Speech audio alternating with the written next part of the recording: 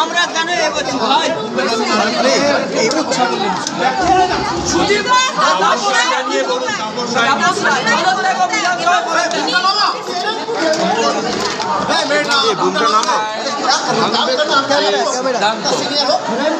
এই সিদ্ধান্তকে প্রাথমিকভাবে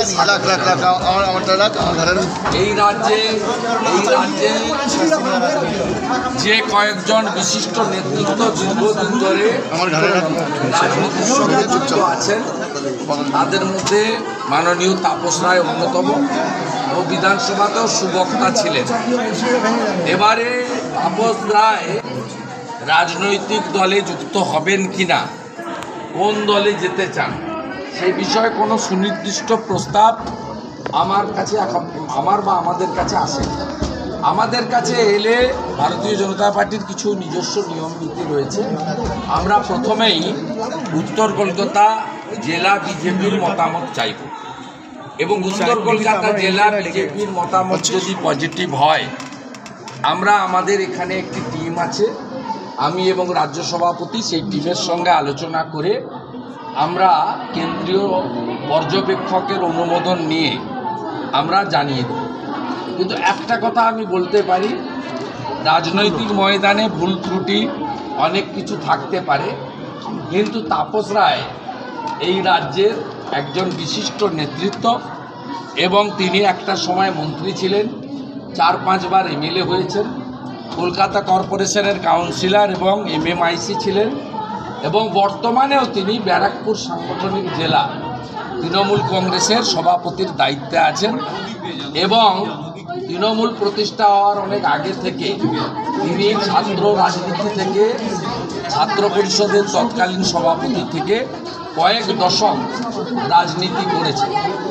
তাই আমি তার এই চোরেদের পার্টি থেকে পদত্যাগ, এই ব্যবস্থার বিরুদ্ধে পরিবারতন্ত্র বা মালিকানা কোম্পানির মতো আচরণ, তার বিরুদ্ধে যে তিনি পদত্যাগ করেছেন তাকে স্বাগত জানাব এবং তিনি যে ভাষাতে আজকে সাংবাদিকদের কাছে এই রাজ্যের চোরেদের রানী মমতা ব্যানার্জিকে আক্রমণ করেছেন, এটাও মনে হয়েছে তিনি অত্যন্ত দৃঢ় পদক্ষেপ আগামী দিনে নিতে চান।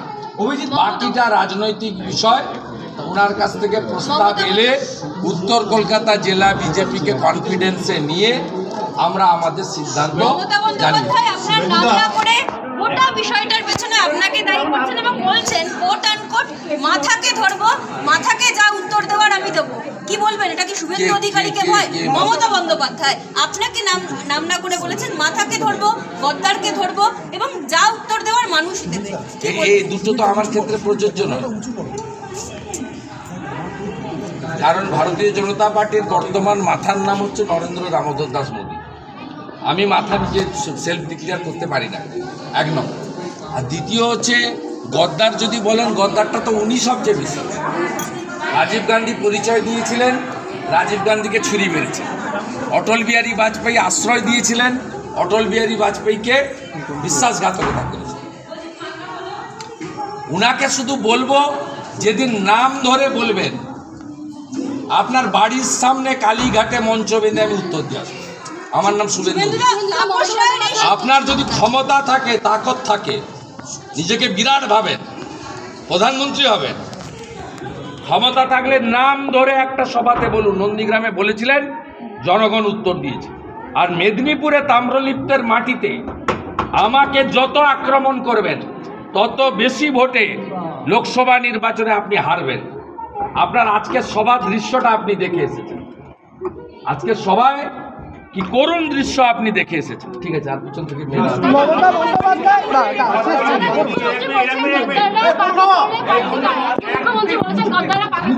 তাপস রায়কে বলে থাকতে পারে আমাকে। শুরু হয়ে গেছে মিটিং এ আজকে ওরা তৃণমূল কংগ্রেস থেকে ইলেকশনের ফুল বেঞ্চকে বলেছে Suvendu Adhikari is a natural ঘুমটা পাকানো অপেন্ডারটা কবে থেকে শুভেন্দু অধিকারী অপেন্ডেন্টটা 2020 ডিসেম্বরের পর থেকে।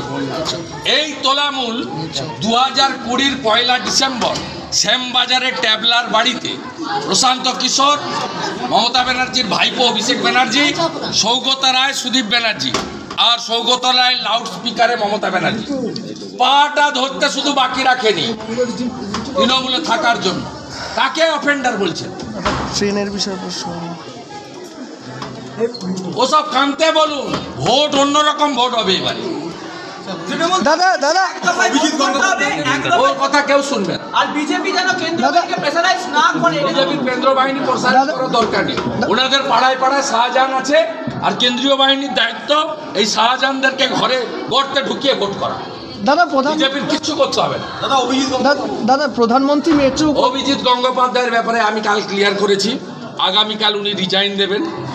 রিজাইন দেওয়ার পরে আমি ওনার সম্পর্কে বলবো। He is still now existing justice of the Kolkata high court. Naturally অত তাড়াহুড়ার কিছু নেই। আমি কাল বিকেলে দাদা একটাই প্রশ্ন, প্রধানমন্ত্রী আসছেন মেট্রো প্রকল্প উদ্বোধন করতে, মমতা বন্দ্যোপাধ্যায় বলছেন আমাদের টাকা দিয়ে সব কিছু করছি, কেউ এসে ফিতা কেটে নিজের নামে সব কিছু। টাকা দিয়েছে মমতা ব্যানার্জি বলেছে কি টাকা দিয়েছেন উনি? প্রধানমন্ত্রী প্রতি বছর 7,000 কোটি টাকা দেন। 2,000 কোটি টাকা বছরে বরাদ্দ ছিল 14 সালে। নরেন্দ্র মোদী এবারের রেল বাজেটে পশ্চিমবঙ্গকে দিয়েছেন 13,000 কোটি। মমতা ব্যানার্জিকে বলুন, উনি যে 10 বছরের রেলমন্ত্রী ছিলেন, বাংলা সন্দেশকারী দিচ্ছে ডাক, চোর তৃণমূল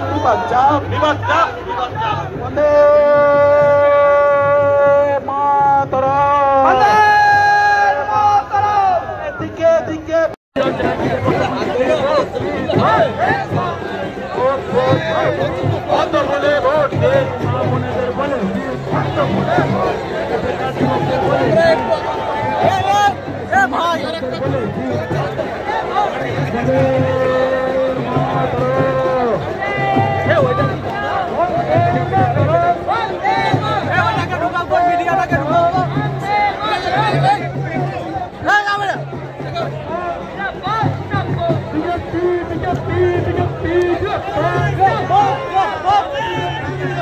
Right.